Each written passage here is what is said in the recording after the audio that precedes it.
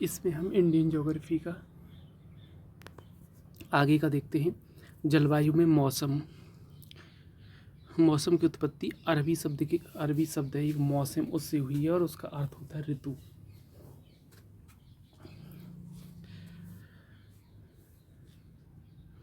भारत में कुल वर्षा का 95% दक्षिण पश्चिम मानसून से प्राप्त होता है। भारत एक उपोष्ण मानसूनी जलवायु वाला प्रदेश है।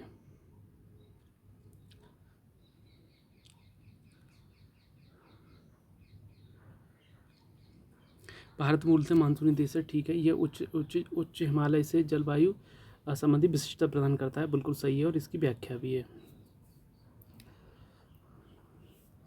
ये तापमान से रिलेटेड है। और मानसून शब्द की उत्पत्ति हुई है अरबी भाषा से। अरबी भाषा के मौसम शब्द है जिसकी उत्पत्ति है मौसम या ऋतु। लेह भारत का सबसे कम वर्षा का क्षेत्र है। भारत में ग्रीष्म ऋतु में उच्च ताप और निम्न दाब हिंद महासागर की वायु के कर्षण ड्रॉ करते हैं, जिसका कारण प्रभावित होता है दक्षिण पश्चिम मानसून। भारत की जलवायु उष्णकटिबंधीय मानसून की तरह है।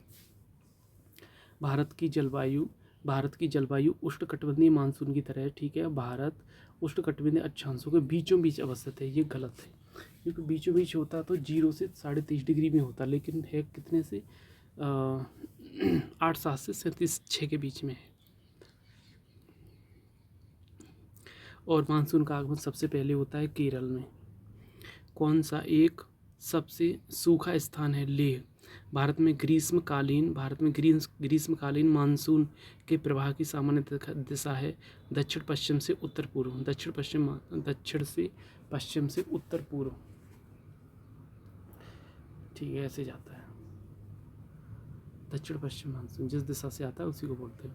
राजस्थान के मरुस्थल में सर्वाधिक दैनिक तापांतर पाया जाता है। भारत में मानसून मौसमी विस्थापन से इंगित करता है। इसका कारण है समुद्र और स्थल और समुद्र का विभेदी तापमान ही भारतीय मानसून का कारण है। भारत के किस भाग में सर्वाधिक दैनिक तापांतर पाया जाता है? राजस्थान के मरुस्थलीय क्षेत्रों में। दक्षिणी भारत से उत्तरी भारत की ओर मानसून की अवधि घटती है। दक्षिणी भारत से उत्तरी भारत की ओर अवधि घटती है, सही है। और उत्तरी भारत के मैदानों में वार्षिक वृष्टि की मात्रा पूर्व से पश्चिम की ओर घटती है। पूर्व से पश्चिम की ओर जाओगे तो घटेगी, सही है। दिल्ली में कम हो जाती है। तमिलनाडु में मानसून के सामान्य महीने कौन से होते हैं? नवंबर दिसंबर।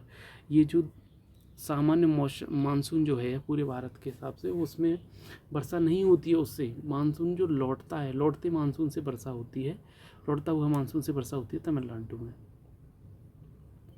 तमिलनाडु में लौटते मानसून से वर्षा होती है। आंध्र प्रदेश, तमिलनाडु और रायलसीमा तट में। आंध्र प्रदेश, तमिलनाडु प्लस रायलसीमा तट में। तमिलनाडु में मानसून के तमिलनाडु में मानसून के सामान्य महीने नवंबर दिसंबर हैं। उष्णकटिबंधीय पश्चिमी हिंद महासागर एवं सामान्य पृष्ठ तापमान के अंतर में विस्तृत होती है। और निम्नलिखित क्षेत्रों में से कौन सा क्षेत्र मानसून की अरब सागर शाखा से अधिक प्रभावित नहीं होता है? छत्तीसगढ़ बेसिन। निम्नलिखित क्षेत्रों में कौन सा क्षेत्र मानसून की अरब सागर शाखा से प्रभावित नहीं होता है? छत्तीसगढ़ बेसिन। यह सबसे पूर्व में है तो इसमें नहीं आएगा अरब सागर। इससे कौन सी आएगी? बंगाल की खाड़ी। तो ठीक है। और अमृतसर एवं शिमला लगभग एक ही अक्षांश पर स्थित हैं, परंतु उनकी जलवायु में भिन्नता का कारण है उनकी ऊंचाई में भिन्नता। निम्नलिखित स्थानों में से कहाँ पर आदर्श जलवायु का अनुभव होता है? कोच्चि और तेजपुर में, मतलब वर्षा वाली। मानसून का निवर्तन, मानसून का लौटना, ये तीनों कंडीशन है। मानसून का लौटना, मानसून का निवर्तन। और ठीक है,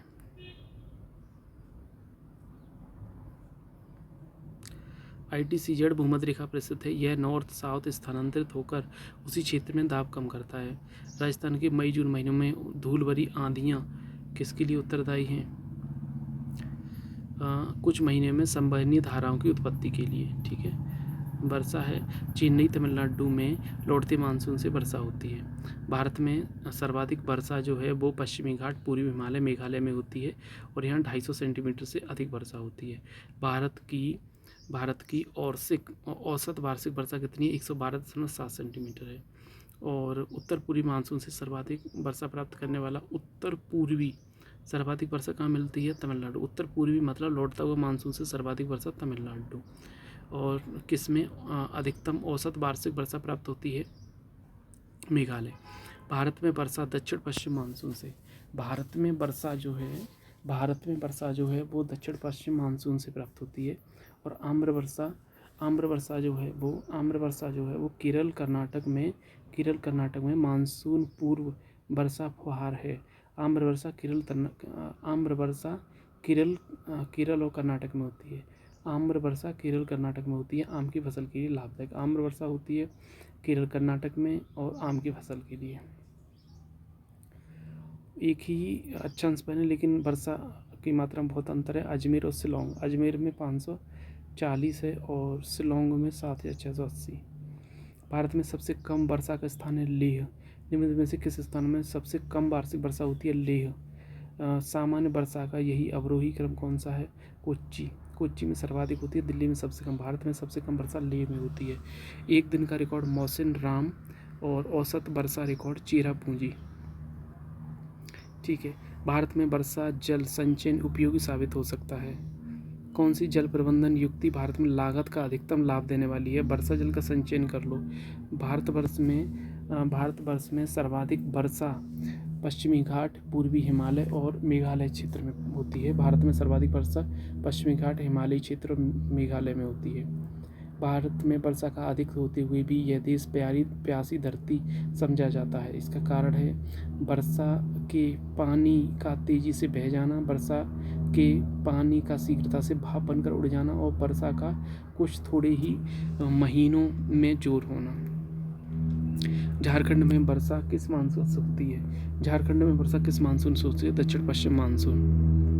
गंगा के मैदान में यदि कोई पश्चिम और उत्तर पश्चिम को चले तो मानसूनी गंगा के मैदान में यदि कोई पश्चिम और उत्तर पश्चिम की ओर चले तो मानसूनी घटती जाएगी। ठीक है। जो गंगा का मैदान जो ऊपर बढ़ता जाएगा, आर्द्रता रोही पवन ऊंची मिलती जाएंगी। बिल्कुल सही है, व्याख्या भी करता है। ये कौन सी अखिल भारतीय जल विभाजक रेखा है जो यहाँ से चलती हुई और नर्मदा तापी में इधर को मुड़ जाती है और फिर नीचे निकल आती है? ठीक है। 24 घंटे में 205 mm से ऊपर वर्षा होती है तो उसको क्या बोलते हैं? वर्षा का दिन बोला जाता है। तुंगदा ये सब है, देख लो एक बार। कोलकाता की अपेक्षा चेन्नई अधिक गर्म है। कोलकाता ऊपर है, चेन्नई यहाँ है, तो इसके लिए अक्षांश है जिम्मेवार। और हिमालय में हिमपात होता है। तुंगता पश्चिमी बंगाल में पंजाब की ओर आते आते वर्षा कम होती है। अक्षांश से दूरी और सतलज गंगा मैदान शीतकाल में कुछ वर्षा होती है। पश्चिमी विक्षोभ, पश्चिमी दाब। ठीक है। भारत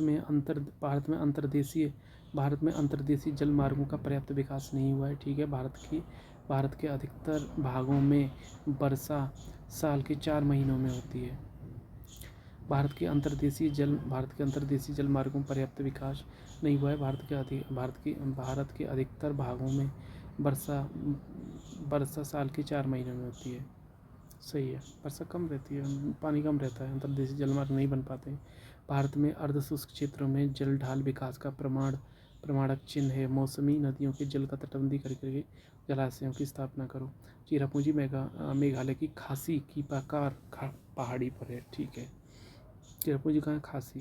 शीतकालीन वर्षा। भारत में उत्तरी मैदानों में शीतकालीन वर्षा होती है पश्चिम विक्षोभ से। भारत में शरदकालीन वर्षा का क्षेत्र है पंजाब और तमिलनाडु। पंजाब में होती है पश्चिमी विक्षोभ से और तमिलनाडु में होती है लौटते हुए मानसून से। पश्चिमी विक्षोभ के कारण पंजाब, हरियाणा, पश्चिमी यूपी, दिल्ली में शीतकालीन वर्षा होती है। ठीक है। तमिलनाडु में शरदकालीन वर्षा होती है उत्तर पूर्वी मानसून मतलब लौटते मानसून से। भारत के उत्तरी मैदानों में जाड़े में कुछ वर्षा होती है। ठीक है। उसका कारण क्या है? पश्चिमी विक्षोभ। और जाड़े में उत्तर पूर्वी मानसून सक्रिय होता है। ये भी सही है, लेकिन इससे वर्षा कहाँ होती है? तमिलनाडु में। तो ये दोनों सही है लेकिन व्याख्या नहीं है। भारत के निम्नलिखित में से किस क्षेत्र में शीतकाल में वर्षा होती है? उत्तर पश्चिम में और दक्षिण पूर्व में। कारण दोनों के अलग अलग है। उत्तर पश्चिम में किससे होती है? पश्चिमी विक्षोभ से। और दक्षिण पूर्व में मतलब तमिलनाडु, आंध्र प्रदेश और रायलसीमा तट पर होती है लौटते हुए मानसून से। भारत के भारत के उत्तर पश्चिमी मैदान में पश्चिमी विक्षोभ से भारत में भारत के उत्तरी पश्चिमी मैदान में पश्चिम विक्षोभ से जाड़े में होने वाली वर्षा की मात्रा कम होती है पश्चिम से पूर्व की ओर। ठीक है, पश्चिम विक्षोभ से होने वाली वर्षा पश्चिम से पूर्व की ओर कम होती जाती है। ठीक है, किस राज्य में जाड़े में वर्षा मिलती है? तमिलनाडु। प्रतिचक्रवात स्थितियाँ शीत ऋतु में तब बनती हैं जब वायुमंडल दाब उच्च होता है, वायु ताप निम्न होता है और निम्न तापमान वाली प्रतिचक्र स्थापित होती है। ये सही है। तमिलनाडु में लौटते मानसून से वर्षा होती है। ठीक है,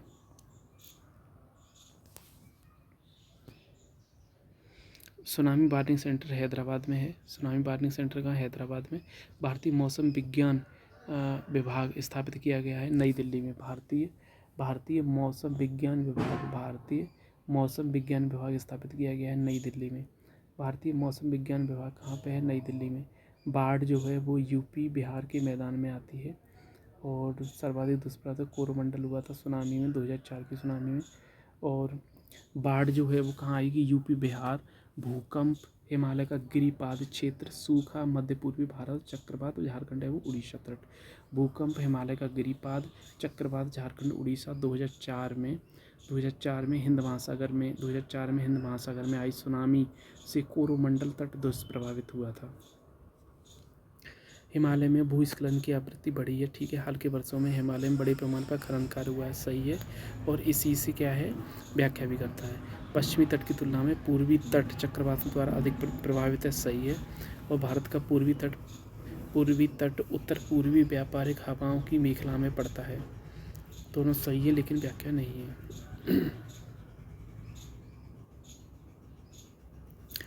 बंगाल की खाड़ी के तटवर्ती क्षेत्रों में चक्रवात क्यों अधिक आते हैं? बंगाल की खाड़ी में अधिक गर्मी के कारण। महाराष्ट्र के कोयना क्षेत्र में निकट भविष्य में अधिक भूकंप प्रभावित होने की संभावना है। कोयना बांध एक पुराने बृहन स्थल पर अवस्थित है जो कोयना जलाशय में जल स्तर के परिवर्तन के साथ साथ अधिक सक्रिय हो जाता है।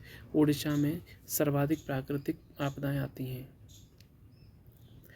ओडिशा में सर्वाधिक प्राकृतिक आपदाएं आती हैं। निम्नलिखित राज्यों में से किसमें सर्वाधिक प्राकृतिक आपदाएं आती हैं? ओडिशा। निम्नलिखित राज्यों में से किसमें सर्वाधिक प्राकृतिक आपदाएं आती हैं? ओडिशा। देश के पहले आपदा प्रबंधन संस्थान की स्थापना की? लातूर, महाराष्ट्र। सर्वाधिक प्राकृतिक आपदाएं आती हैं ओडिशा, और देश के पहले आपदा प्रबंधन प्रशिक्षण संस्थान की स्थापना कहाँ की गई? लातूर, महाराष्ट्र में। भारत में को कितने भूकंप जोखिम अंचलों में प्रभावित किया गया है? 4, 2, 3, 4, 5। कुल 4 हैं और शुरू होते हैं 2, 3, 4, 5 से। भारत को 4 भूकंपीय जोखिम अंचलों में प्रभावित किया गया है। कौन सा क्षेत्र उच्च तीव्रता में है? कहाँ नहीं आता है? कर्नाटक का बिहार। और देश का पहला आपदा प्रशिक्षण संस्थान लातूर, महाराष्ट्र। सबसे अधिक बाढ़ बिहार।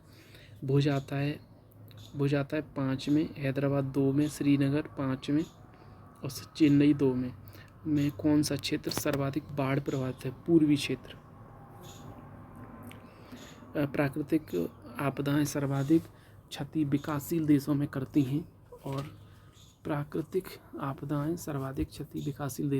हैं भोपाल गैस त्रासदी मानव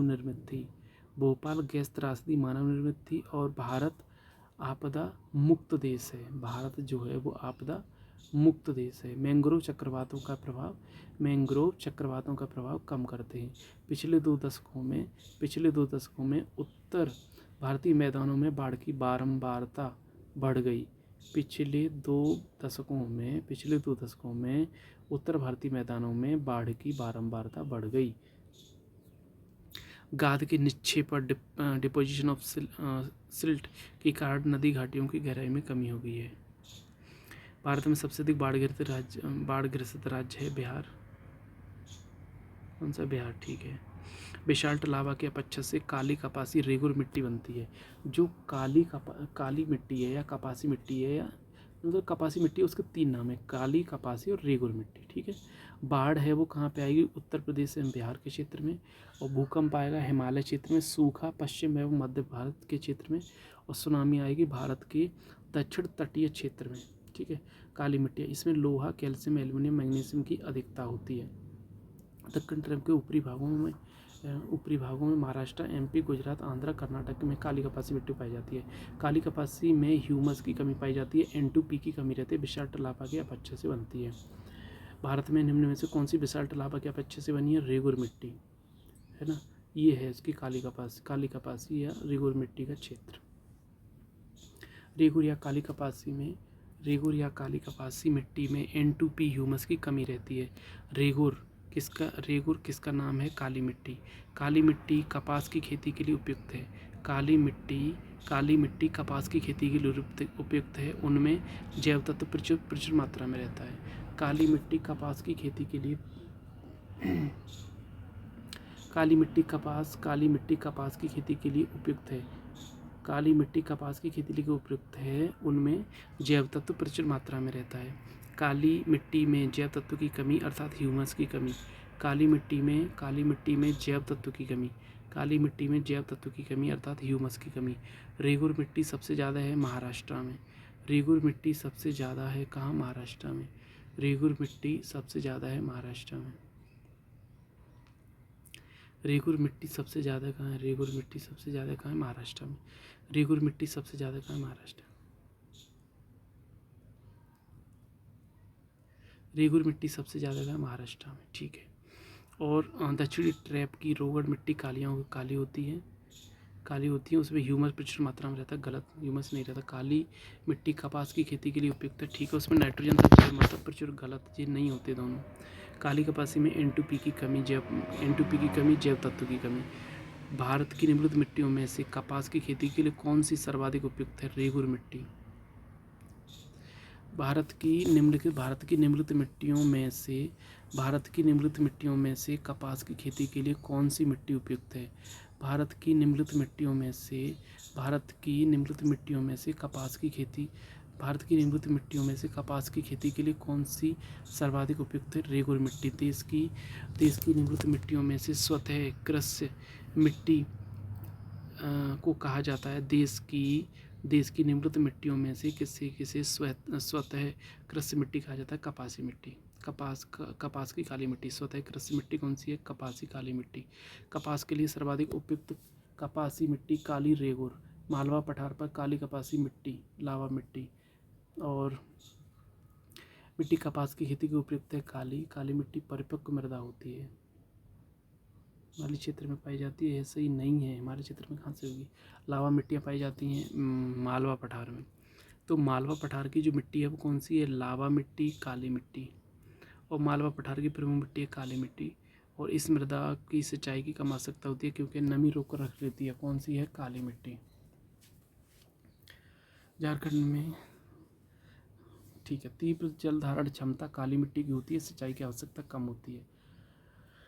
अब आते हैं लेटराइट में उर्वरकता कम होती है और भारी वर्षा के कारण तीव्र निच्छालन से लेटराइट मिट्टी बनती है। लेटराइट ये देख लो बहुत कम है, जहाँ वर्षा बहुत ज़्यादा हो रही है वहीं पे है, बहुत कम है।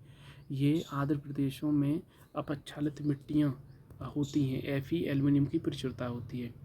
लेटराइट मिट्टियाँ आर्द्र प्रदेशों में अपक्षालित मिट्टियाँ हैं, इनकी उर्वरकता कम होती है। लौ और एल्युमिनियम ऑक्साइड प्रचुर होता है इसमें। नाइट्रोजन, फास्फोरिक, पोटास, चूना और कार्बनिक तत्वों की कमी होती है। N2 चूना कार्बन तत्व की कमी होती है। N2 पोटास की कमी, N2 चूना पोटास कार्बन तत्व की कमी होती है। ये लाल रंग की होती है। लेटराइट मिट्टी मिलती है कहाँ, लेटराइट मिट्टी कहाँ मिलती है, महाराष्ट्र में। लेटराइट मिट्टियों के बारे में ये सादा लाल रंग की सही है। नाइट्रोजन पोटास में समृद्ध होती है, गलत। ये राजस्थान और यूपी में अच्छा विकास हुआ है। ये नहीं, राजस्थान और यूपी में नहीं, बहुत कम है ये। इसमें ट्रोपिका काजू की अच्छी उपज होती है, सही है। भारत में लेटराइट तमिलनाडु, केरला, छोटानागपुर पठार, पश्चिमी घाट। लेटराइट मिट्टियों का प्राधान्य है मालाबार तटीय प्रदेश में। लेटराइट मिट्टियों का प्राधान्य है मालाबार तटीय प्रदेश। लेटराइट मिट्टियों का प्राधान्य कौन सा है, मालाबार तटीय प्रदेश। लेटेराइट मिट्टियों का प्राधान्य है। लेटेराइट मिट्टियों का प्राधान्य है मालाबार तटीय प्रदेश। ठीक है। लेटेराइट मिट्टियों के लिए सही नहीं है, इनमें चूना पत्थर पाया जाता है। लेटेराइट मिट्टियों के लिए सही नहीं है, उनमें चूना पत्थर पाया जाता है। लेटेराइट मिट्टियों के लिए सही नहीं है, इनमें चूना प्रचुर मात्रा में पाया जाता है। यही गलत है, ये अपक्षालित हैं, बहुत ही अपक्षालित हैं। उर्वरकता कम है, सही। लेटेराइट में उर्वरकता कम होती है और लेटेराइट में Fe की अधिकता के कारण कैसी अनुरूप रहती है और लाल रंग की होती है। सबसे अधिक क्षेत्र जो है वो किसका है? जलोढ़ या कछारी या दोमट का है। जलोढ़, कछारी या दोमट, जलोढ़ या कछारी मिट्टी। और इसमें पोटाश चूना जैव पदार्थों की प्रचुरता होती है। पोटाश चूना जैव पदार्थों की प्रचुरता होती है और जल धारण क्षमता अधिक होती है। इसकी जल धारण क्षमता अधिक होती है। और खादर की जल धारण क्षमता अधिक होती है। सबसे अधिक उपजाऊ मिट्टी कौन सी है? जलोढ़। N2 ह्यूमस की कमी होती है। सबसे बड़ा मिट्टी का वर्ग कौन सा है? सबसे बड़ा मिट्टी का वर्ग 40%, कछारी, दोमट या जलोढ़। 40%। भारत में सर्वाधिक क्षेत्र 40% पर जलोढ़, कछारी या दोमट मिट्टी पाई जाती है। भारत के मैदान में पुरानी कछारी मिट्टी क्या कहते हैं? बांगर। गंगा के मैदान की पुरानी कछारी मिट्टी बांगर। सबसे अधिक उपजाऊ जलोढ़। बलुई दोमट की जल धारण क्षमता सबसे कम होती है। बलुई दोमट की जल धारण क्षमता सबसे कम होती है। बलुई दोमट की जल धारण क्षमता सबसे कम होती है। बलुई लोम दोमटी मिट्टी में मिट्टी का कौन सा कण मिलता है? सभी प्रकार के चिकना, बालू, पांसु कण, सभी प्रकार के कण। देखो यहाँ पे मिट्टियाँ देखो, ये काली मिट्टी है, पर्वतीय मिट्टी है, ये ऊपर पर्वतीय हो गई, उसके नीचे ये जलोढ़ हो गई और किनारे से बलुई हो गई, और उसके नीचे ये बड़े से पूरा महाराष्ट्र, मध्य प्रदेश, ये पूरा रीजन में हो गई कौन सी? काली मिट्टी है ना, काली मिट्टी। और ये कौन सी है? लाल मिट्टी हो गई है। और लेटराइट मिट्टी हो गई काली बिल्कुल। तो कौन सा कण मिलता है? बालूगढ़, पासुगढ़, दुमटी मोटम सब मिलते हैं। सर्वाधिक क्षेत्र पर कौन सी है? जलोढ़ मिट्टी। मिट्टियाँ विविध। फेरिक ऑक्साइड की उपस्थिति के कारण रंग लाल होता है। पश्चिमी राजस्थान की मिट्टी में किसकी मात्रा अधिक होती है? कैल्शियम। राजस्थान की मिट्टी में कैल्शियम अधिक। लाल मिट्टी में सिलिका Fe की बहुलता होती है। लाल मिट्टी फेरिक ऑक्साइड की अधिकता के कारण लाल होती है। और भारतीय मिट्टियों में किसकी सर्वाधिक कमी रहती है? जस्ता। और कौन सी फसल मृदा को नाइट्रोजन से भरपूर कर देती है? मटर। हिमालय की मिट्टियों में ह्यूमस प्रचुर मात्रा में पाया जाता है। हिमालय की मिट्टियों में ह्यूमस प्रचुर मात्रा में पाया जाता है और हिमालय में सर्वाधिक क्षेत्र वनाच्छादित है। हिमालय की मिट्टियों में ह्यूमस प्रचुर मात्रा में पाया जाता है। हिमालय की मिट्टियों में ह्यूमस प्रचुर मात्रा में पाया जाता है। हिमालय की मिट्टियों में हिमालय जो है वहाँ से आ रहा है। अब हिमालय की मिट्टियों में ह्यूमस प्रचुर मात्रा में पाया जाता है। हिमालय में सर्वाधिक क्षेत्र वनाच्छादित है। हिमालय की मिट्टियों में ह्यूमस नहीं मिलेगा और सर्वाधिक क्षेत्र वनाच्छादित है, ये सही है। कौन सी नाइट्रोजन से भरपूर कर देती है? मटर। करेबाज, जाफरान, केसर, कश्मीर की करेबा मिट्टी केसर और सेब के लिए। उड़द फसल भूमि की उर्वरकता बढ़ाती है। भारत में कहीं मिट्टी का फेरिक ऑक्साइड विद्यमानता होने के कारण क्या होता है? लाल। और पौधों की सबसे अधिक पानी किस मिट्टी में मिलता है? चिकनी मिट्टी में। पौधों को सबसे अधिक पानी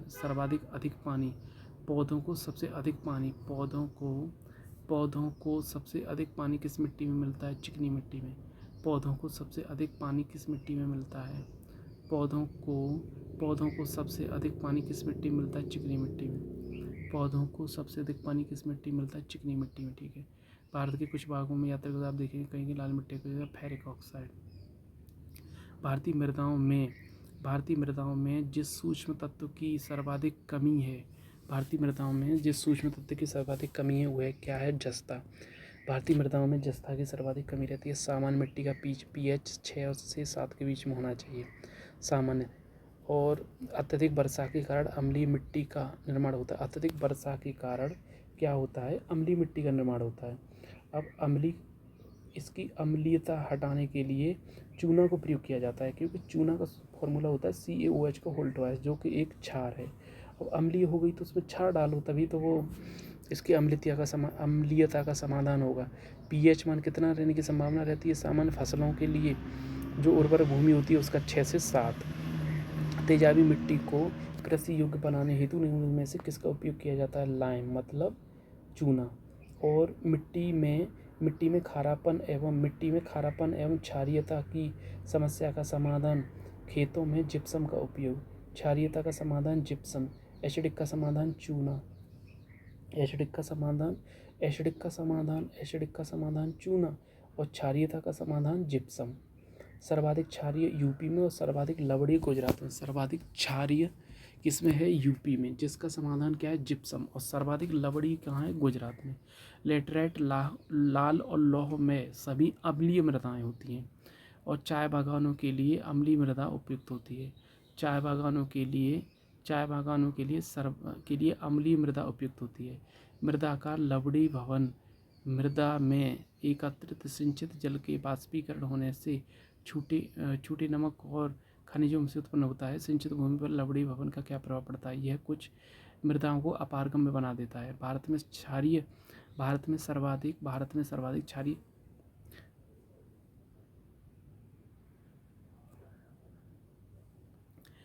में सर्वाधिक क्षारीय क्षेत्र कहाँ पाया जाता है? यूपी में, और लवणीय गुजरात में। चाय बागानों के लिए उपयुक्त होती है अम्लीय मृदा चाय बागानों के लिए उपयुक्त होती है। भारत में लवणीय मृदा का सर्वाधिक क्षेत्रफल है गुजरात में। भारत में लवणीय मृदा का सर्वाधिक क्षेत्रफल है गुजरात में। ठीक है। और लवण प्रभावित मृदाओं का सर्वाधिक क्षेत्र है गुजरात में। सोडियम और मैग्नीशियम की अधिकता से लवणीय मृदा का निर्माण होता है।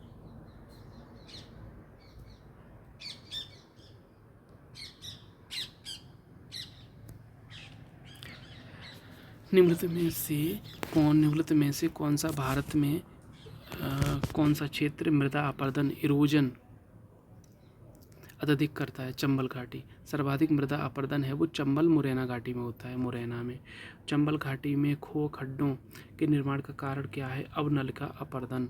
और सर्वाधिक मृदा अपरदन कहाँ मिलता है? शिवालिक पहाड़ियों के पाद क्षेत्र में। मृदा अपरदन प्रक्रियाओं का सही क्रम पहचानिए। आसफाल, पारत, रेल और अवनलिका। फसल चक्र आवश्यक है मृदा की उर्वरा शक्ति में वृद्धि के लिए। ठीक है। मृदा की बयान कीजिए। और ये क्या करती हैं? 1 3 4 बालू की भाट नहीं बनाओ, सब कुछ कर दो। तो कृषि भूमि में किसके पौधे उगाने से भूमि का अपरदन अधिकतम तीव्रता से होता है? सोरघम मतलब ज्वार उगाने से भूमि का जो अपरदन है वो अधिकतम तीव्रता से होता है। भारत में मृदा अपरदन समस्या निम्न में से किससे संबंधित है? भेद का अपरदन, जलवायु कटबंधी, और वनोन्मूलन। केवल वनोन्मूलन से। भारत में मृदा अपक्षय किससे होता है? वनोन्मूलन से। कौन सा तरीका मिट्टी की उर्वरता प्राप्त करने का नहीं है? बीज संशोधन। क्योंकि बीज संशोधन से उपज पर प्रभाव पड़ेगा, मृदा की उर्वरता पर कोई प्रभाव नहीं पड़ेगा। फसल चक्र आवश्यक है मृदा की उर्वरता बढ़ाने के लिए। मृदा अपरदन को वनोरोपण द्वारा रोका जा सकता है। मृदा अपरदन रोका जा सकता है वनोरोपण के द्वारा। मृदा क्षारण को रोका जा सकता है वनोरोपण के द्वारा। भोजपत्र मिलता है हिमालय में। कत्था बनाने में पेड़ की लकड़ी का प्रयोग किया जाता है खैर, मतलब खरवार जनजाति है वो कत्था बनाती है। खर से बनेगा खैर, और खैर से क्या बनता है? कत्था। और उष्णकटिबंधीय शुष्क पर्णपाती है वो भारत में सबसे ज़्यादा है 40.86, मतलब 41% के करीब, और आर्द्र पर्णपाती 17% के करीब। उष्णकटिबंधीय शुष्क पर्णपाती 40, उष्णकटिबंधीय आर्द्र पर्णपाती 17। किस क्षेत्र में वन सर्वाधिक बृहद क्षेत्र में पाया जाता है? भारत में निम्नलिखित में से किस प्रकार का वन सर्वाधिक बृहद क्षेत्र में पाया जाता है? उष्णकटिबंधीय आर्द्र पर्णपाती, क्योंकि उसमें शुष्क पर्णपाती नहीं है ना, इसीलिए ऑप्शन में उष्णकटिबंधीय शुष्क पर्णपाती 40 और उष्णकटिबंधीय आर्द्र पर्णपाती 17। सागौन साल शुष्क पर्णपाती। सागौन साल किसके उत्पाद हैं? उष्णकटिबंधीय शुष्क पर्णपाती। सागौन के वृक्ष सर्वाधिक MP मिलते हैं। किस पौधे में फूल नहीं होते हैं? फर्न। पश्चिमी हिमालय के शीतोष्ण पेटी में निम्नलिखित में से किस एक वृक्ष का बाहुल्य है? देवदार। देवदार मतलब देव सबसे ज़्यादा मंदिर हैं, सबसे ज़्यादा ऊंचाई पे मिलते हैं, तो देवदार है वो सर्वाधिक ऊंचाई पर मिलेगा। किस राज्य में निम्नलिखित राज्यों में से किस राज्य में सिनकोना वृक्ष नहीं उगता है? छत्तीसगढ़। निम्नलिखित राज्यों में से किस राज्य में सिनकोना वृक्ष नहीं उगता है? छत्तीसगढ़। पश्चिमी हिमालय में उच्च पर्वतीय वनस्पति 3000 मीटर की ऊंचाई तक उपलब्ध है। 4000 मीटर की ऊंचाई उपलब्ध होती है, क्योंकि ये पूर्वी हिमालय में 4000 तक मिलते हैं वृक्ष, क्योंकि ये किसके नज़दीक है? समुद्र तट और भूमध्य रेखा के नज़दीक है। जंगल की आग कहा जाता है ब्यूटिया मोनोस्पर्मा को जंगल की आग कहा जाता है। सागौन वन सबसे ज़्यादा किस में मिलता है? एमपी में। ब्यूटिया मोनोस्पर्मा जंगल की आग कहा जाता है। और सुंदरी वृक्ष सुंदरवन वेस्ट बंगाल, सागौन मध्य प्रदेश। देवदार हिमालय का उच्च क्षेत्र। सागौन जो है मध्य भारत में, देवदार हिमालय के उच्च क्षेत्र में, सुंदरी सुंदरवन में, सिनकोना कहाँ मिलेगा? हिमालय की तराई में। सिनकोना हिमालय की तराई में मिलता है। उष्णकटिबंधीय वन साइलेंट वैली, शंकु वृक्ष वन हिमाचल प्रदेश, कच्छ वनस्पति सुंदरबन और पतझड़ वन राजस्थान। कौन सा सही सुमेलित है? सुंदरी वेस्ट बंगाल। उष्णकटिबंधीय आर्द्र पर्णपाती तराई, उष्णकटिबंधीय शुष्क पर्णपाती मध्य गंगा, और अल्पाइन अरुणाचल प्रदेश और सदाबहार सह्याद्री। उष्णकटिबंधीय वन साइलेंट वैली, शंकु वृक्ष हिमाचल प्रदेश, कच्छ सुंदरवन, पतझड़ राजस्थान। लंबी जड़ों एवं नुकीले कांटों अथवा सूल युक्त झाड़ियों और लघु वृक्षों वाले आरक्षित अवरुद्ध वन सामान्य रूप में पाए जाते हैं पश्चिमी आंध्र प्रदेश में। निम्नलिखित में से किस राज्य में वनों का वर्गीकरण अर्ध उष्णकटिबंधीय के रूप में किया जाता है? मध्य प्रदेश। निम्न में से कौन सा वृक्ष समुद्र तल में सर्वाधिक ऊंचाई पर पाया जाता है? देवदार। देव सबसे ऊंची जगह पर रहते हैं, इसलिए देवदार सबसे ऊंची जगह पर मिलता है। देवदार समुद्र तल से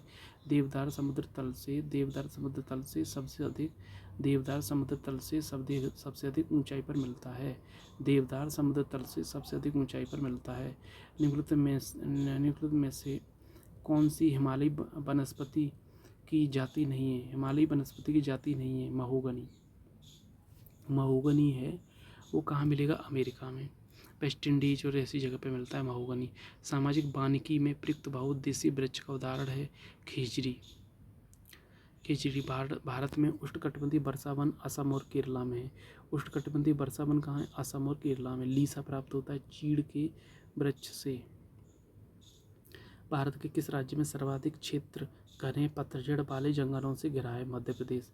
घने पतझड़ वन एमपी, घने पतझड़ वन एमपी, घने पतझड़ वन एमपी, घने पतझड़ वन एमपी, घने पतझड़ वन एमपी, ठीक है। और आचल रत्नागिरी महाराष्ट्र में, ठीक है। और वेम्बनाड केरला में है। और पिचबर्ड तमिलनाडु में है, कुंडापुर कर्नाटक में है। सुंदरबन वेस्ट बंगाल, भितरकनिका उड़ीसा, बहुत इंपॉर्टेंट रट लो, भितरकनिका उड़ीसा। पिचबरम तमिलनाडु, वेम्बनाड केरला। नलकूप 46%, नलकूप 46%, नलकूप 46%, नहरों से 23%, तालाब से 2.5%, नलकूप 46%, नलकूप 46%, नहरों से 30%, तालाब 2.5%। प्रायद्वीपीय भारत में सिंचाई का एक प्रमुख साधन है। प्रायद्वीपीय भारत में सिंचाई का एक प्रमुख साधन है तालाब, ठीक है। प्रायद्वीपीय क्षेत्र की अधिकांश नदियाँ मौसमी हैं।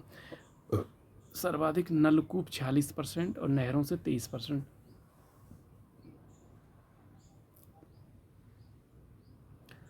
हाँ ठीक है, मौसमी है तभी तो तालाब से कर रहे हैं। तो कौन सा सही नहीं है? देश में सिंचाई का प्रमुख स्रोत क्या है? नलकूप है, जहाँ से 46% सिंचाई होती है, नहरों से 23% और तालाब से 2.5%। प्रायद्वीपीय भारत में सिंचाई का प्रमुख साधन तालाब हैं, और क्योंकि नदियाँ हैं वो कैसी हैं? मौसमी हैं। भारत में किस राज्य में सर्वाधिक सिंचाई नलकूपों से होती है यूपी में सर्वाधिक सिंचाई नलकूपों से होती है। और सूक्ष्म सिंचाई की पद्धति में निम्न में से कौन सा कथन सही है? मृदा से उर्वरक पोषक हानि कम होती है। सूक्ष्म सिंचाई से नहीं होगी, मृदा की उर्वरक हानि कम होती है, सही है। पोषक हानि कम की जा सकती है, बिल्कुल सही है। वर्षाधीन खेती में क्यों करोगे? जहाँ वर्षा नहीं होती वहाँ पर सूक्ष्म सिंचाई करेंगे। इससे कुछ कृषि क्षेत्रों में भूमि जल स्तर को कम होने से रोका जा सकता है। इससे कुछ कृषि क्षेत्रों में भूमि जल स्तर को कम होने से रोका जा सकता है। निम्नलिखित में से किस राज्य में नलकूपों द्वारा सिंचित भूमि क्षेत्र सबसे अधिक है? उत्तर प्रदेश। निम्नलिखित में से किस राज्य में नलकूपों द्वारा सिंचित भूमि क्षेत्र सबसे अधिक है? निम्नलिखित में से किस राज्य में नलकूपों द्वारा सिंचित भूमि क्षेत्र सबसे अधिक है? यूपी। नलकूपों से सर्वाधिक सिंचित क्षेत्र कहाँ पे है? यूपी में। जीवन रक्षक अथवा बचाव सिंचाई इंगित होती है परमानेंट विल्टिंग पॉइंट। जीवन रक्षक या बचाव सिंचाई क्या कहलाती है? PWD, permanent wilting point. Bharat में नलकूप एवं कूप से अधिकतम सिंचित सिंचाई कहाँ होती है? यूपी। भारत में सर्वाधिक सिंचाई क्षमता लघु परियोजनाओं की है 62%। दक्षिण भारत में सिंचाई व्यवस्था का अग्रदूत किसे माना जाता है? सर आर्थर कॉटन को। भारत में सिंचाई परियोजनाओं का सर्वाधिक भाग पूरा होता है लघु परियोजनाओं से 62%। और मंगलम परियोजना कहाँ है? केरला में। मंगलम परियोजना केरला में। और सारण नहर कहाँ पर है? सारण सिंचाई नहर निकाली गई है गंडक से। इंदिरा गांधी नहर है वो हरिके बैराज से निकलती है, जो ब्यास और सतलज के जल से इसमें जल आता है। सिंधु JCRBS क्रम से हैं। सिंधु JCRBS। निम्नलिखित नदी परियोजनाओं में से कौन ब्यास नदी के पौंग बांध के जल का प्रयोग करती है? ब्यास नदी के पौंग बांध का प्रयोग करती है। ब्यास, सतलज, इंदिरा गांधी नहर परियोजनाएं। इंदिरा गांधी नहर का उद्गम स्थल है हरिके बैराज। इंदिरा गांधी नहर परियोजना का प्रमुख जल संगम क्या है? ब्यास सतलज। ब्यास सतलज। विश्व की सबसे पुरानी और विकसित नहर व्यवस्था भारत में कौन सी है? गंगा नहर को 1927 में तत्कालीन राजा गंगा सिंह ने बनवाया था। और राजस्थान इंदिरा नहर कहाँ से निकलती है? राजस्थान इंदिरा नहर